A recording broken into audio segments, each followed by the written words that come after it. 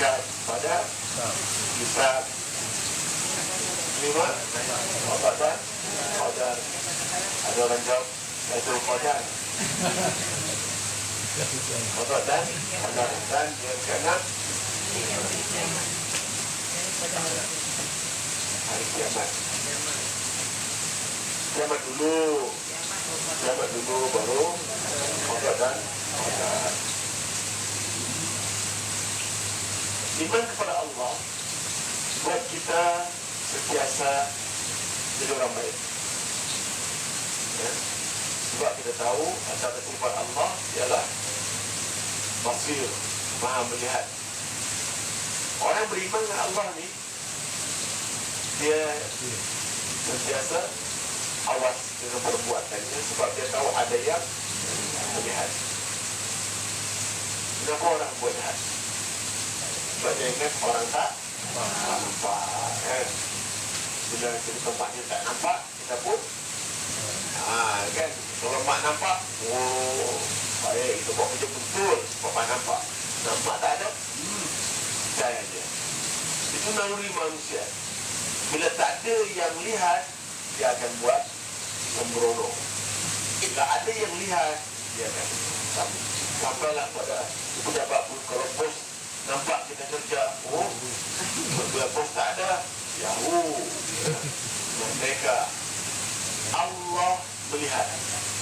Boleh kita yakin Allah melihat, kita banyak hadap. Kenapa? Allah melihat. Bila seorang murid bertanya kepada Tuan Guru, Tuan Guru saya nak buat maksiat, boleh tak? Boleh. Tapi buatlah tempat yang Tuhan tak nampak. Di mana? Tuhan nampak. Di mana yang dia boleh buat maksiat, Tuhan tak nampak? Kat mana? Di mana? Dalam bilik, lorong. Dalam gelap. Ada. Sebab Allah bersifat basir, maha melihat. Kan? Anak kita ini baik kalau dia beriman dengan Allah. Suami jadi baik kan kalau dia beriman dengan Allah. Isteri jadi baik kalau beriman dengan Allah. Anak-anak jadi baik beriman dengan Allah. Kawan, siapa saja kalau ada iman dengan Allah, baik. Ya. Yang kedua, iman kepada Allah. Yang kedua, iman kepada Rasul. Iman kepada Rasul itu maksudnya Allah lantik Rasul untuk memberikan kita pimpinan, pedoman. Ya. Jadi ada panduan kita. Jadi hidup ada panduan. Dan hidup ada ikutan. Ada orang dijadikan ikutan. Dan ikutan kita adalah Rasulullah. Yang ketiga, iman kepada malaikat. Ya. Tugas Allah yang sentiasa taat dengan Allah. La ya'suna Allah ma amarahum wa yaf'aluna ma yu'marun. Malaikat tak pernah maksiat dan tak pernah ingkar dan sehingga buat apa yang Allah suruh. Ada malaikat yang suruh sujud dah sampai bila-bila. Kalau suruh betas biarlah bila-bila. Dan jumlah malaikat terlalulah banyak. Wallahu a'lam banyak-banyak. Sebab setiap hari 70,000 malaikat masuk ke Arash dan tak keluar. Besok 70,000. Berapa ramai malaikat Allah. Berapa luas kerjaan Allah. Ya, keluasan ini kita tahu 200,000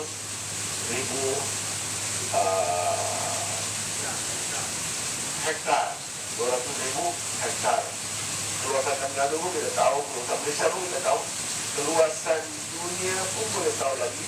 Tapi keluasan alam yang namanya kerjaan Allah itu hanya Allah yang tahu. Ya. Dibandingkan kita, bermakna kita mesti ada panduan, mesti ada manual, buku manual. Kalau beli kereta, ada manual. Beli handphone, ada manual tak? Ada. Dalam satu kotak. Dalam tu ada handphone, ada charger, ada apa lagi?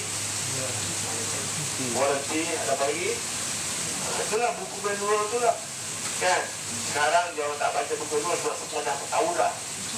Kan? Beli barang, kita beli blender, ada manual. Kali pertama, kita baca betul cara buka, cara on, ada. Tapi dah lama, tak payah, dah tahu dah, beli je, buang, manual tu buang aja. Tapi Quran tak boleh buang, sebab sampai bila pun kita tak akan habis untuk menghayati Al-Quran. Itu adalah manual Allah yang lengkap, the do's and the don'ts. Apa yang boleh, apa yang tak boleh. Kenapa mesti ada benda-benda macam tu, Ustaz? Kan bagus kalau semua boleh. Kalau semua boleh, bagus tak? Semua apa? Semua boleh. Masuk rumah orang boleh, berlari pintu orang boleh, semua boleh. Ambil barang orang boleh. Kenapa? Boleh. Tapi ada yang tak boleh. Boleh dan tak boleh itu panduannya dan kita adalah Al-Quran. Dan begitu kan. Yang kelima, coba dengan kiamat. Kenapa ada kiamat? Beli RM10 kat bawah. Kenapa ada Dah kiamat? bagi password. Supaya tak ada orang kecewa di dunia ini. Allah terlalukan kecewa itu. Kenapa? Asyik terkena, Unlimited asyik untuk kena sepanjang kita ni. asyik tertipu. Tak ada orang kecewa sebab Kat driver. orang yang menipu dia tu akan tetap dihukum bila nanti di akhirat. Itulah. Di Tak tahu. akhirat ada surga, Gue beritahu ada orang. neraka. Orang nak beli je. Di dunia ni ada namanya surga dunia, tapi kebanyakannya neraka. Jadi saudara sekalian, bila ada surga neraka ni mudah, konteksnya mudah saja. Apa dia? Bila dia susah, dia kata, InsyaAllah nanti di akhirat aku senang. Ya. Bila dia miskin di dunia, dalam hatinya, InsyaAllah di akhirat aku kaya. Ini kan satu jenis pengharapan. Orang Islam tak kecewa. Sebab tu yang banyak bunuh diri ni orang Islam. Orang Jepun banyak bunuh diri. Ya, orang Jepun, Masya Allah, budak-budak kecil, umur 6, 7 tahun, 8 tahun, gagal exam, terjun laut. Kenapa? Sebab orang tak ada akhirat. Kita ada akhirat. Ya. Jadi konsep pembalasan ini, dunia memang tidak adil. Berapa ramai orang jahat yang tak terhukum di dunia? Berapa ramai orang yang baik dan dihukum di dunia? Kenapa? Tidak ada keadilan, bawa pakai duit, bawa kuasa. Keadilan hanya ada di akhirat. Sabarlah, tunggu insyaAllah. Tak adil lah Ustaz. Saya sampai tua tak kahwin-kahwin di dunia ini. Apa nanti di akhirat dapat? Bidadara, bidadari. Tak punya bidara. Ya? Dia tak ada kecewa. Tak apalah jodoh tak ada di dunia, insyaAllah jodoh nanti di akhirat. Kan biasa itu bentukan. Jadi konsep dunia akhirat dan konsep kelegaan, konsep keredaan, tak kecewa, tak merah berungging, ya? Tak dapat dunia tak apa, nanti dapat di akhirat. Dia selamat dunia, nanti di akhirat tak selamat. Biar Allah yang hukum, jangan pula kita kata nanti see you di akhirat, jumpa di akhirat. Jangan tak payah saya sebut dalam bahas. Jangan sama dengan dendam. Nanti tunggu kat bila, tunggu di akhirat, ya. Dan tuntut di akhirat. Jangan dituntut RM10 je. Tapi sebab RM10 nak tuntut tu terkendala program ke syurga. Awak tak boleh masuk, ya. Awak dah settle dah, tapi tak boleh masuk syurga sebab nak settle yang RM10. Tak payah. Ya Allah, aku reda je lah. Nak reda itu dia. Di akhirat kau dah jadikan. Nak jumpa di akhirat, jumpa dulu. Tunggulah kawan tu. Mau bagus, boleh enjoy dalam syurga. Kena tunggu. Ya Allah, sudah dah siap. Dia banyak kes lagi. Banyak orang dia tipu. Banyak orang dia tipu. Jadi, kabuli yang ke 1000. Ada banyak lagi dia tak sadar. Alamak, ya Allah. Kalau tahu macam ni, ini dia aku halal je lah. Kalau tahu. Tapi Ustaz dah beritahu kan? Dah beritahu kan? saya nak beritahu. Jangan kata, kalau aku tahu dah, dah tahu dah. Tak ada lagi alasan kalau aku tahu. Sebab memang dah tahu. Kita jangan beritahu dah. Dan yang itu boleh kenal lah ya. Tak payah tutup lah. Dah lah, halal je lah. Ya. Serah Allah yang menghukum. Serah Allah. Serah Allah yang hukum. Bukan kita yang menuntut. Nanti kita tak lepas surga, cuma nak tuntut dia pula. Tak payahlah. Ya. Kalau dia punya pasal, postpone ke surga. Tak payah. Ya. Okay. Dan akhirnya beriman dengan qada dan qadar. Qada itu yang kadang jadi masalah kan. Itu yang dulu orang kata lupa tak jadi kata faham tak? Buat dia tak yang mana kerja. Jadi kenapa orang tak kerja? Allah kan Allah dah takdirkan rezeki orang. Kalau tak kerja pun, kalau memang dah ada Allah tulis rezeki, datang je boleh rezeki tu. Kenapa tak buat? Jadi dia banyak alasan. Kenapa tak sembahyang? Allah yang tulis aku tak sembahyang. Dahsyat. Awak ni hari ni buat jahat kenapa? Dah qada dan qadar. Allah dah cantik saya buat jahat. Dia jadi escapism pula. Dia jadi satu alasan untuk kita buat jahat. Kenapa tak sembahyang? Kalau Allah dah tentukan kita surga, orang tak sembahyang tetap masuk surga, boy. Nanti kalau Allah dah takdirkan kita masuk neraka, sembahyanglah tunggal penggih pun nanti masuk neraka juga. La ilaha illallah. Ini konsep yang salah tentang qada dan qadar. Yang betul bagaimana? Yang betulnya ialah Allah bagi aku surga. Aku yakin Allah bagi aku surga. Tapi nak masuk surga mesti buat cara ahli surga. Buat apa yang disuruh, tinggal apa yang dilarang. Itu perangai ahli surga. Kan begitu. Kita tak menghukum orang dan bagi panduan saja. Ya, sebab tu dia rukun iman dapat timbal. Dan bila rukun iman beriman dengan rukun ihsan, ya, ada qada dan qadar, ada juga neraka, dan ada juga konsep balasan dari Allah Subhanahu wa Ta'ala. Jadi begitulah iman kita yang mana-mana yang saya dan cuba terapkan itu sajalah. Supaya kalau dia anak jadi anak yang lebih baik, jadi isteri yang lebih baik, suami yang lebih baik, begitulah. Kalau jadi kawan yang lebih baik dan sebagainya. Dan sebab akhirnya kita ini nak hidup dalam baik, nak mati pun dalam baik, nanti bangkit pun bersama orang baik, masuk surga tempat orang baik. Bermula dengan niat yang baik. Hari-hari bila bangun, aku nak buat yang baik. Aku nak jumpa orang baik. Aku nak tengok yang baik. Nak dengar yang baik. Nak cakap yang baik. Nak buat yang baik. Semua yang baik.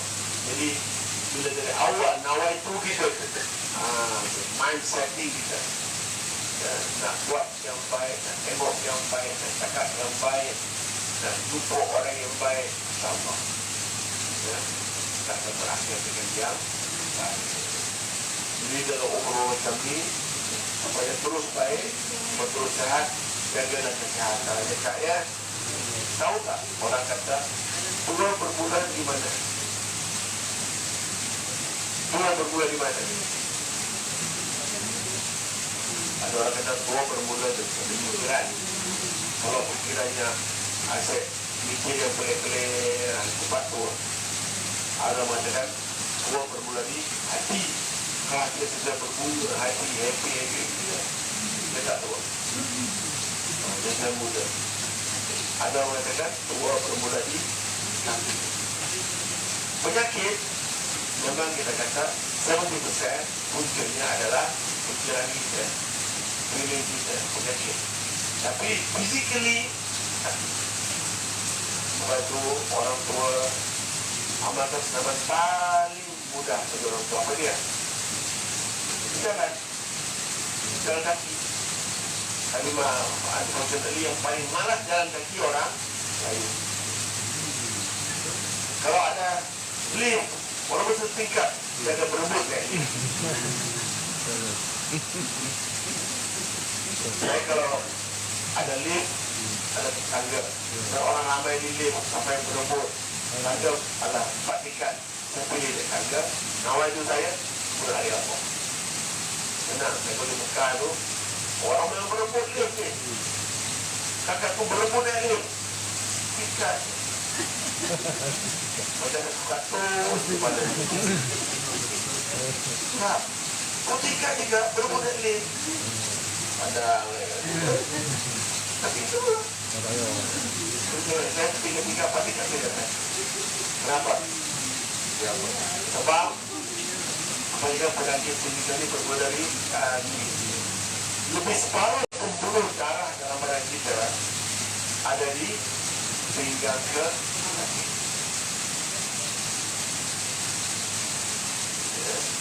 2/3 badan manusia adalah liquid, darah, lemak, liquidnya, airnya 2/3. Macam bumi juga 2/3 adalah air, sama pada manusia. Dan yang menggerakkan darah itu adalah urat-urat, saraf-saraf, dan lebih 50% saraf darah kita berada di pinggang ke bawah, paling kompleks. Kalau kita benar-benar tengok urat-urat, Masya Allah, penuh urat. Sebab itu jalan kaki adalah yang terbaik untuk orang macam kita. Tak payahlah pusal-pusal, tak payahlah. Lupakanlah pusal, lupakanlah nak pergi naik rock climbing ke. Kan sekali boleh berenang di bawah, boleh.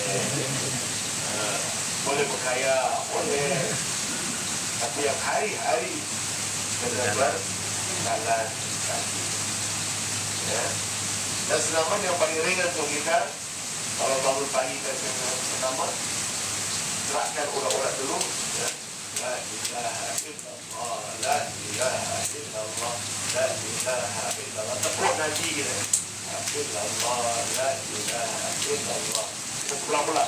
La ilaha illallah, la ilaha illallah, la ilaha illallah. Kita tepuk dengan pula. La ilaha illallah, la ilaha illallah, la ilaha illallah. Illallah. Ini kenapa? Ini jantung. Jantung. Kalau orang kena stroke, ya, depan mata kita orang kena stroke, pukul ini, pukul. Dan buat katakan pukul sayang. Suruh tidur, tidur.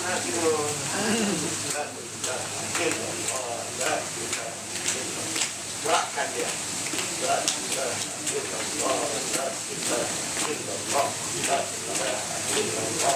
Ya, kita menggerakkan jantung kita. Kemudian ini ada urat yang connect kita dengan jantung kita. La ilaha illallah, la ilaha illallah, la ilaha. Terasa sakit, ada simptom, ada macam pukul kan, terus pukul jantung kita. La ilaha illallah. Kuat, bukan pukul saya lah. La ilaha illallah. Kalau boleh buat batuk. Supaya kalau ada yang sumbat, jangan pergi. La ilaha illallah, la ilaha illallah, la ilaha illallah. Dan sini paru-paru kita. La ilaha illallah, la ilaha illallah, la ilaha illallah. Ya. Jadi itu basic ya. Nadi dengan jantung, hidupkan jantung kita. Ya, 1, 2, 3, 4. Ya, yang lain tu banyaklah caranya tu. Ya. Jadi dia boleh untuk atau kita mungkin boleh untuk untuk arah kanan kita ya. Begini pun boleh itu ikut. Ya. Tapi yang basic tadi tu kalau boleh gerakkan tiap pagi nadi jantung, ya. Gerakkan. InsyaAllah. Betul-betul kita ialah kita tengok orang dia flat kan, kalau kesiannya lah. Dah lah bagi kita bawah naik berobok lift naik lepas tingkat 11 boleh terparking di bawah tu pula, boleh susun dah parking kan, satu lapis dua lapis kereta. Dan nak keluar dia kena tolak ke depan, tolak ke belakang, baru keluar. Ya Allah, nak keluar. Kalau dia tengah mengandung, tolak kereta orang, seberanak dia itu. Kita kalau boleh tu pagi sampai ke Batam. Udahlah malas kita kan. Jadi mulai sekarang, kalau pakai kereta pakai jauh sikit, di pasar tu, tak payahlah perlu pakai tepi gerai tu. Gerai tu ke mana? Pergi sampai gerai. Allah. Ayalah. Betul buat jalan kaki. Nyawai itu kita, dia apa? Tak apa dia. Nyawai itu yang kuat. Kedemu. Bila kita jalan kita tak berniat kan? Ya benar. Kalau niat kita ada niat, macam semalam, saya pergi tu niat apa? Niat apa? Niat apa? Tidak, aku tak ada apa. Sebab Nabi suruh kata 3. Kan? Kuda dan pemanah. Ya, berenang, kuda dan pemanah. Memang lahir pun tepi laut, tepi sungai. Bila kecil pun dah pergi ke sungai. Anak-anak saya kecil 2 tahun, tercampak je ke bawah. 2 tahun. Saya pakaikan dia lantai, saya lelok, campak. Sebab anak saya, kalau tak lah, kita perlu jaga dia. Pandai lah. Ya. Belum nampak lagi yang kecil, itu Amin Zidan yang azan tu Amin Zidan. Itu umur 11 tahun. Ada yang hujan, baru operate buat kerja. Ada adik dia lagi 7 tahun. Itu perempuan. Kalau terjun pukul 4, nanti maghrib baru naik. Itu macam sistem perfect lah. Duyung, bukan duyung. Dia nak duyung dah ada dia. Dia terjun, dia tak naik sampai malam. Tahan dia. Jadi 2 tahun dia nampak bawah. Saya pernah pergi di Gunung Jerai. Di Gunung Jerai ada satu telaga, dipanggil telaga Tok Syekh. Telaga Tok Syekh. Telaga Tok Syekh dibuat hampir 1000 tahun dah. Tahun berapa ya? 1200 ya. Sekarang dah 2000 atau 1000 tahun. Itu telaga itu tak pernah kering. Kalau telaga keramat. Saya kalau naik ke sana, nampak masa baby yang azan tu, masa tu umurnya 2 bulan. 2 bulan. Sampai ke atas tu, sejuknya macam sejuk air terjun je lah. Telaga Tok Syekh sejuk. Saya buka baca. Saya gelapkan dalam telaga Tok Syekh. Saja bagi dia belajar, bagi dia sejuk, bagi dia sehat. Nanti akan buang penyakitnya, bagi dia berani, bagi dia kuat. Saya gelapkan umur 2 bulan. 2 bulan setelah kantang lagi di rumah dia. Buka baginya.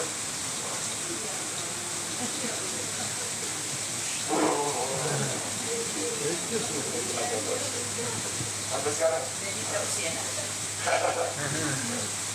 Jadi insyaAllah yang ingin berikut lagi kembali datang lagi kan.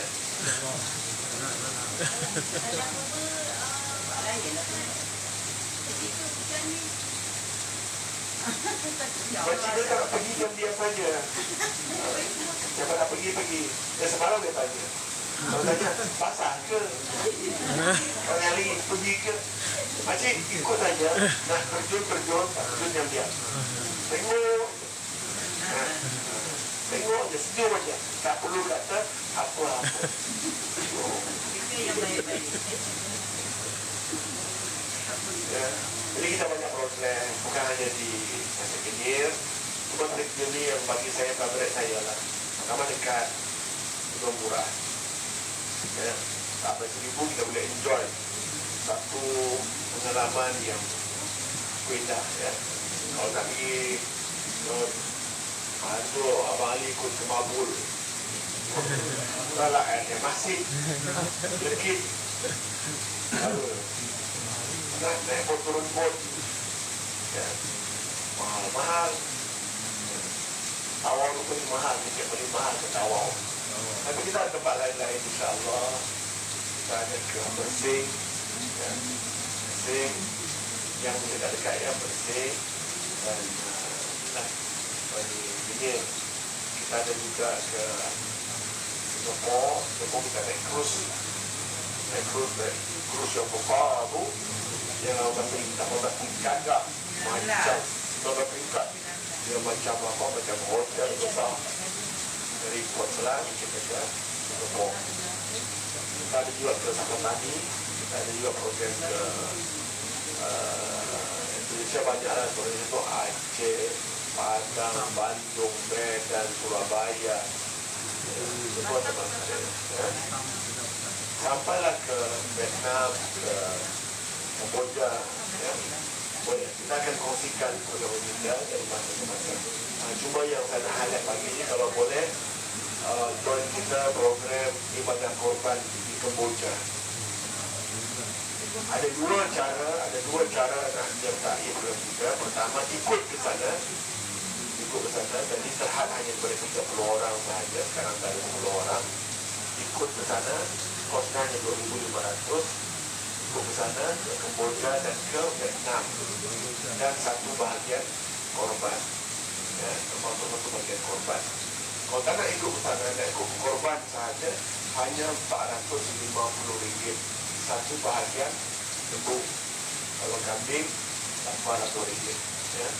Jadi yang ada kelebihan Allah bagi rezeki sikit, yang bolehlah berserta dalam program kita ibadah korban di Kamboja insya-Allah ya. Kita akan buat dengan madrasah Antur satu badan NGO di sana yang mengurus 6 madrasah. Kita akan buat korban di madrasah, kita akan bagi kepada keluarga orang, pada orang ya. Dan menarik kalau ikut di sana itu yang kita buat kenduri untuk orang kampung, kita masak untuk mereka, kita masak sup cara kita ya. Kita bawa rempah sup dari Malaysia, kicap pun dari Malaysia, cili pun dari Malaysia. Kenapa cili dan tak pedas? Jadi kita buat cara kita masak. Kita sampai punya lembu yang pertama tu kita campur buat sup dulu. Satu kampung kita panggil makan ya, kodok. Daripada ikut boleh. Kita pergi raya kedua haji. Hari pertama masing-masing buat korban di masjid ya. Nanti besok dia raya kedua terbang terus ke Kamboja ya. Hari pertama di Kamboja, hari kedua sudah di Kamboja, hari ketiga keempat di Vietnam insya-Allah ya. Okay, kita akan kongsikan lagi insya-Allah ya. Okey, ada apa-apa sudah sarapan. Siapa nak mandi silakan mandi. Airnya sejuk tak? Air sejuk. Airnya panas. Macam kopi banyak orang takut mandi sejuk. Mandi sejuk tak? Air waktu sekarang panas. Saya tak? Saya tercapak di bawah.